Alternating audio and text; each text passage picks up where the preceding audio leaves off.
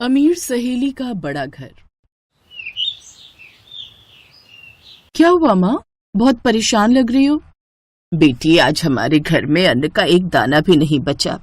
माँ तुम फिक्र मत करो, आज हमें बहुत बड़े घर से एक इनविटेशन मिला है। हमारे स्कूल में एक लड़की पढ़ती है, उसके पापा के इस शहर में बहुत सारे होटल हैं। उसने आज हम सभी कॉलेज के स्टूडेंट्स को इनवाइट किया है माता पिता के साथ। आपको भी मेरे साथ चलना होगा। ठीक है बेटी, तो जल्दी से तैयार हो जाओ, शाम को ही हमें निकलना है। दोनों फटे पुराने गरीबों वाले कपड़े पहनकर उस अमीर लड़की रागिनी के घर के बाहर पहुंचे। बंगला देखकर उसकी माँ की आंखें खुली की खुली रह गईं। वो बिल्कुल व्हाइट हाउस जैसा लग रहा था। क्या हुआ माँ? ऐसा बंगला मैंने आज तक नहीं देखा ममता।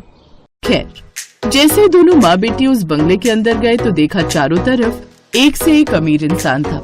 सबने महंगे महंगे कपड़े पहन रखे थे। तभी रागिनी उनके पास आई। दोस्तों, ये देखो हमारे कॉलेज की सबसे होनहार लड़की। जोरदार तालियों से इनका स्वागत करो। सभी लोग उन दोनों को अजीब नजरों से देखने लगे, लेकिन रागिनी के कहने पर सब जोर जोर से तालियां बजाने लगे। बेटी, तुम्हारी सहेली इतनी अमीर होने के बावजूद कितनी संस्कारी है। हम गरीबों की भी कितनी इज्जत कर रही है। खैर, थोड़ी देर बाद खाना शुरू हुआ। सभी लोग खाने की लग्जरी टेबल्स पर बैठ गए और वेटर उन्हें खाना सर्व करने लगे। ममता भी अपनी माँ को लेकर एक टेबल पर बैठ गई। तभी रागिनी और उसकी माँ उसके पास आई। रागिनी, इन्हें यहाँ बैठने को किसने कहा? इन्हें अपनी जगह दिखाओ। अब हाँ माँ, आप फिक्र मत करो, मैं देखती हूँ। ममता, आंटी, आप लोग यहाँ कहाँ बैठ गई अमीर लोगों के बीच? आप लोग यहाँ नीचे जमीन पर बैठ जाइए, आप लोगों की जगह यही है। ये तो किस तरह बात कर रही है? ममता, तुम बहुत मासूम हो। तुम्हें क्या लगा था वो तालियां तुम्हारे सम्मान में मैंने बजवाई थी? तालियां तो मैंने इसलिए बजवाई थी ताकि तुम लोगों को अपनी औकात का पता चल सके। इन अमीर लोगों को भी तो पता चले कि कोई गरीब आया है इस पार्टी में। तुम लोगों के लिए मैं इतनी महंगी महंगी प्लेटें बर्बाद नहीं कर सकती। मेरा बंगला करोड़ों का है, यहाँ की फर्श भी बहुत कीमती है। रागिनी की बातें सुनकर ममता को बहुत गुस्सा आया। उसने अपनी माँ का हाथ पकड़ा और उठ खड़ी हुई। तुझे अपने करोड़ों के बंगले पर बहुत घमंड है ना?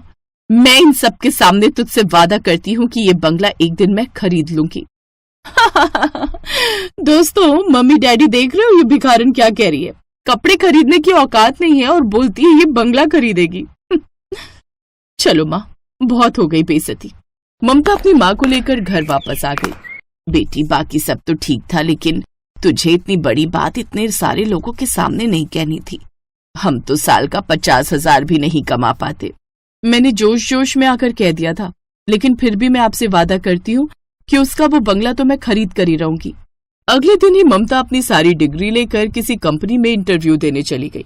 मैनेजर ने उसकी डिग्री देखी, फिर ममता को ऊपर से नीचे देखा और कहा, देखिए, आपकी डिग्री तो ठीक है, लेकिन आपकी ड्रेस हमारी कंपनी की पॉलिसी के खिलाफ है।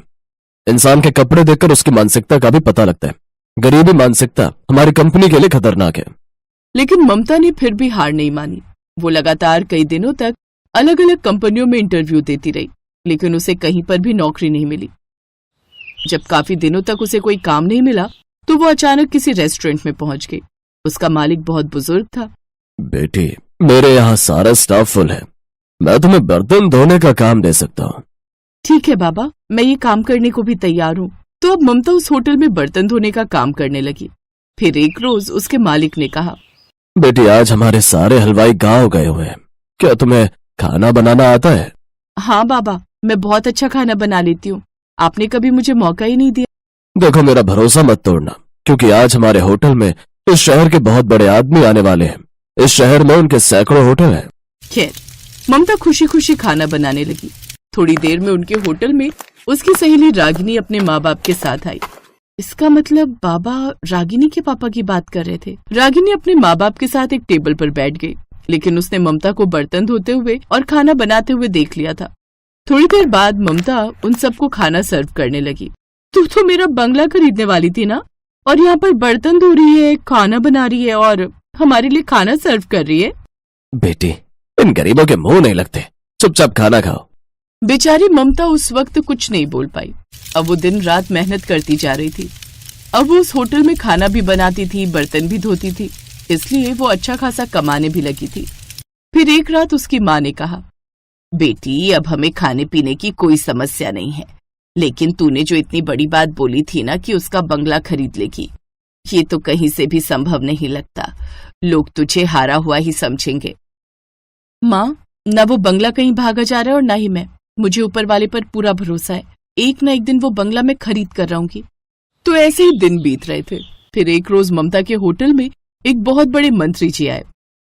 बाबा, कल मेरे बंगले पर बहुत बड़ी पार्टी है। खाना तो ओबरॉय होटल की तरफ से आ रहा है, मुझे कुछ वेटर चाहिए।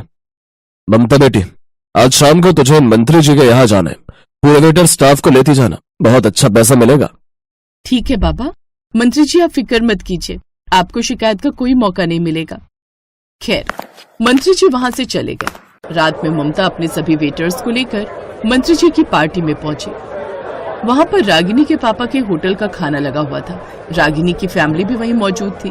उसने जैसे ही ममता को देखा वैसे ही उसके पास चली आई। तुझे पता है यहाँ पर मेरे डैडी का खाना चल रहा है और तू यहाँ पर वेटर है, वैसे कब खरीदने वाली है तो मेरा बंगला? रागिनी ममता से बात कर ही रही थी कि तभी कुछ मेहमान अचानक चिल्लाने लगे, मंत्री जी ये सब क्या है? हमारे खाने में केकड़ा निकला और रोटियों में तो फफूंद लगी हुई है। मंत्री जी भागते हुए आए। जब खाना चेक किया गया तो खाना 4 दिन पुराना निकला। उन्होंने रागिनी के डैडी को बुलाया। सारे लोग वहीं इकट्ठा हो गए। मिस्टर ओबराय, इस शहर में मैंने तुमको सारे होटल के टेंडर्स दिलाए थे और आपने मेरे ही साथ ऐसा किया। मैं इसी वक्त सारे कॉन्ट्रैक्ट तुमसे वापस लेता हूँ। मुझे तो तुम पर पहले ही शक था, लेकिन अब खाने का क्या होगा?